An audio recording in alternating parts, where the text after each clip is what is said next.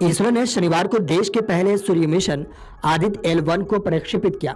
Aditya L1 का प्रक्षेपण PSLV rocket के जरिए आंध्र प्रदेश के श्रीहरिकोटा स्थित सतीश धवन अंतरिक्ष केंद्र से लॉन्च हुआ।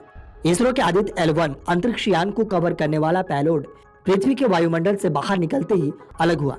इसके बाद PSLV के पृथ्वीकरण का तीसरा चरण पूरा हुआ। अब सूर्य के अध्ययन के लिए आदित्य L1 को धरती से 15 लाख किलोमीटर दूर लैग्रेंजियन बिंदु तक पहुंचने में 125 दिन लगेंगे। आपको बता दें कि इसरो के आदित्य L1 मिशन का गंतव्य पृथ्वी और सूर्य के बीच लैग्रेंजियन बिंदु L1 है। L1 बिंदु पृथ्वी से लगभग 15 लाख किलोमीटर दूर है, जो पृथ्वी से सूर्य की दूरी का महज 1/100 भाग है। वहीं पृथ्वी से सूर्य की दूरी लगभग 15 करोड़ किलोमीटर है। एक बार मान लें कि किसी अंतरिक्ष यान को सूर्य तक भेजा जाए, लेकिन यह बहुत मुश्किल होगा। इसकी मुख्य वजह सूर्य के आसपास अत्यधिक तापमान और खतरनाक विकिरण है। लैग्रेंजियन बिंदु अंतरिक्ष में वह स्थान होते हैं जहां दो वस्तुओं के बीच कार्य करने वाले सभी गुरुत्वाकर्षण बल एक दूसरे को निश्चय प्रभावी कर देते हैं। लैग्रेंजियन बिंदु में एक छोटी वस्तु दो बड़े पिंडों सूर्य और पृथ्वी के गुरुत्वाकर्षण प्रभाव के तहत संतुलन में रह सकती है। लैग्रेंजियन बिंदु अंतरिक्ष अन्वेषण के लिए बेहद उपयोगी होते हैं, क्योंकि यहाँ कम ऊर्जा वाली कक्षाएं होती है। L1 बिंदु का उपयोग अंतरिक्ष यान अपनी स्थिति में बहने रहने के लिए जरूरी ईंधन की खपत को कम करने के लिए कर सकते हैं।